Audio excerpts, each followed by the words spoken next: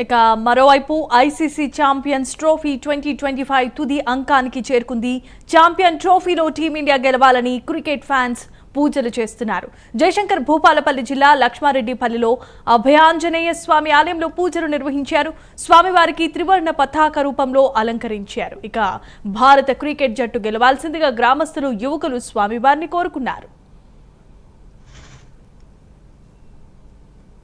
జరిపించడానికి కారణం ఈరోజు మన భారత జట్టు ఐసీసీ ఛాంపియన్ ట్రోఫీ 2025 న్యూజిలాండ్తో తలబడుతున్న సందర్భంగా ఈ రోజున మన యొక్క భారత జట్టు ఆ న్యూజిలాండ్తో తలపడి ఛాంపియన్షిప్ ట్రోఫీని గెలుపొందించి మన భారతదేశ ప్రజల కళ్ళల్లో ఆ సంతోషాన్ని చూడాలని స్వామివారిని ఆశిస్తూ ఎన్నో సాధించి మన భారతదేశానికి ముఖ్య పేరును తీసుకురావాలని ఆ యొక్క భారత జట్టును ఆశిస్తూ స్వామివారిని ఆశిస్తూ స్వామివారికి ఈరోజు విశేష పూజలు జరిపించడానికి కారణం